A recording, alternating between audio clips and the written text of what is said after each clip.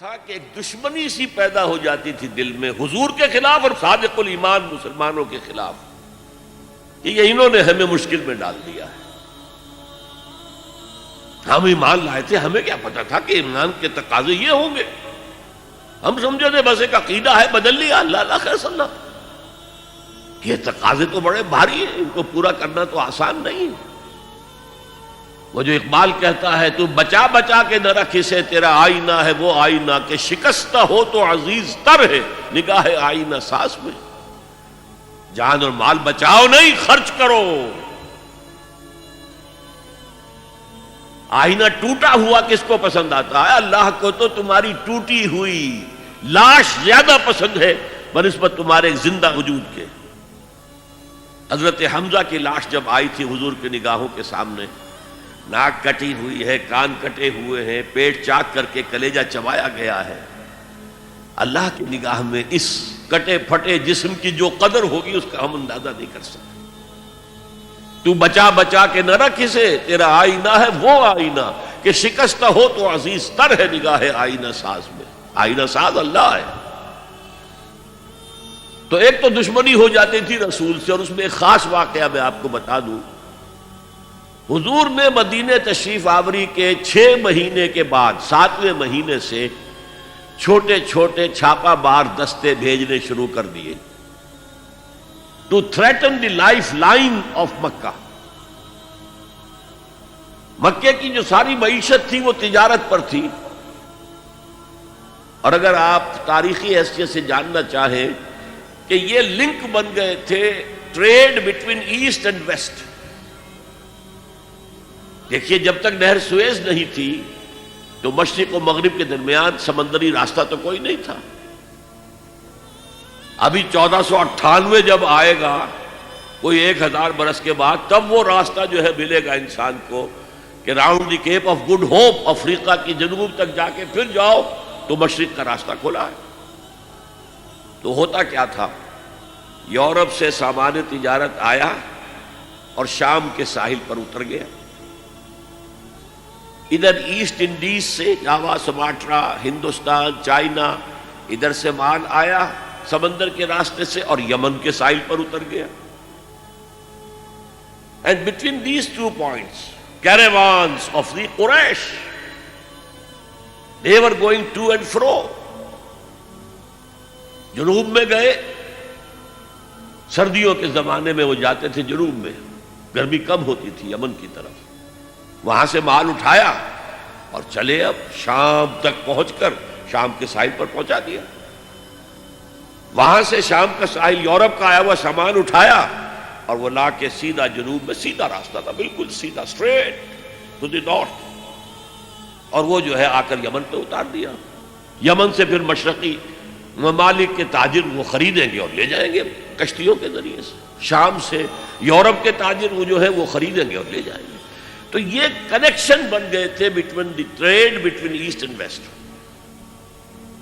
اور ان کو یہ سہولت حاصل تھی، پروٹیکشن حاصل تھی کہ کوئی بھی قبیلہ عرب کا ان کے کیروانز کے اوپر حملہ نہیں کر سکتا تھا، because they were the custodians of Kaaba, اور تمام قبیلوں کے بت کعبے میں رکھے ہوئے تھے as if they were hostages with them.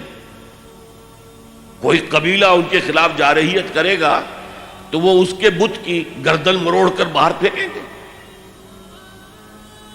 اس وجہ سے انہیں اس پوری تجارت کے اندر، اور ان کی جو مالی حیثیت بہت بہتر تھی قریش کی بقیہ پورے عرب سے، اس کا سبب یہ تھا۔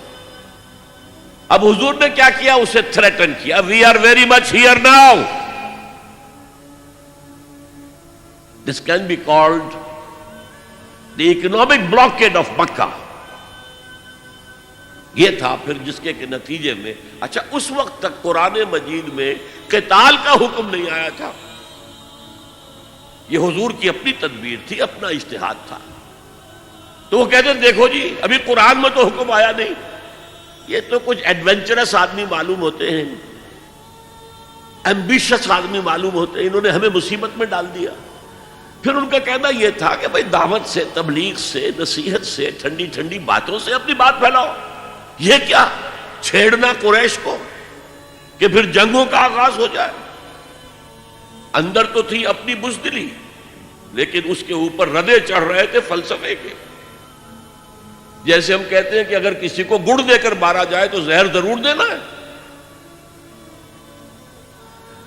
تو اس اعتبار سے وہ حضور سے بھی اپنے دل میں عداوت محسوس کرنے لگے.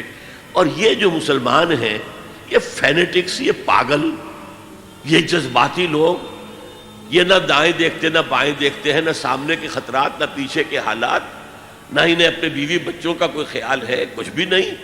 اور یہ فوراً کھڑے ہو جاتے ہیں، چل پڑتے ہیں، فوراً لبیک کہتے ہیں. جب یہ لبیک کہتے ہیں تو ہم نمایاں ہو گئے نا. اگر سب بیٹھے رہتے تو ہم بھی انہی میں شامل رہتے. اس وجہ سے پھر وہ عداوت کا درجہ ان کے اندر پیدا ہو گیا. یہ تھرڈ سٹیج ہے ٹیوبرکلوسس کی. نفاق جب اس درجے کو پہنچ جاتا تھا تو اب اس کے علاج کا کوئی امکان نہیں تھا. یہ ہے غیر شعوری نفاق. وہ اپنے آپ کو مسلمان سمجھتے تھے، مسلح سمجھتے تھے، تو یہ پھیلا رہے محمد اور اس کے ساتھی صلی اللہ علیہ وسلم. خامخواہ چیلنج کر رہے ہیں قریش کو.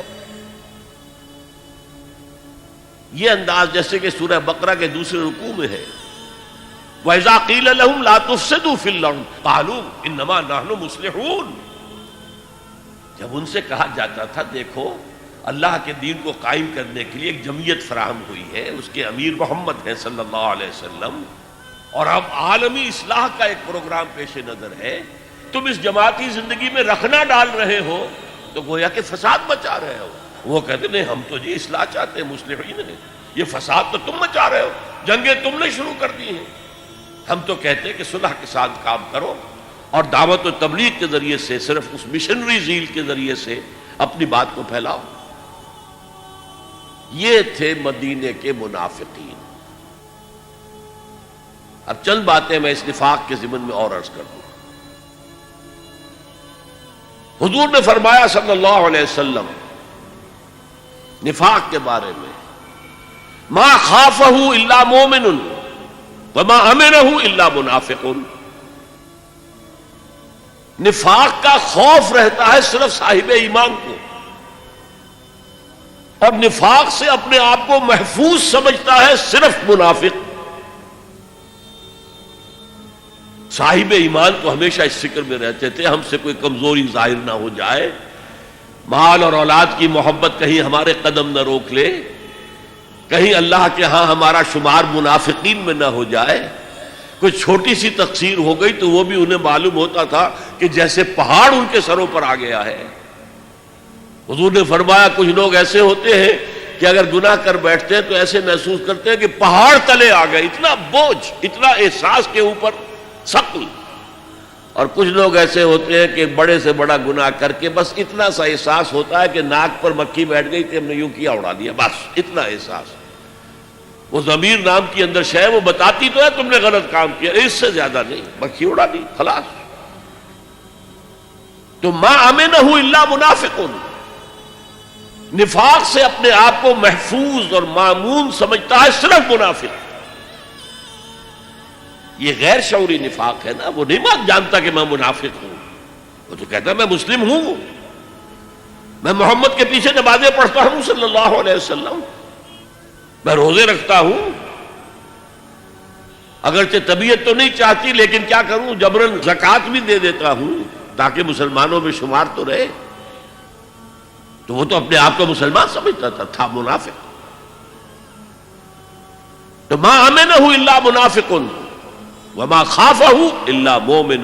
مومن کو خوف رہتا ہے کہ کہیں میں نفاق کی سرحدوں کے اندر داخل نہ ہو جاؤں.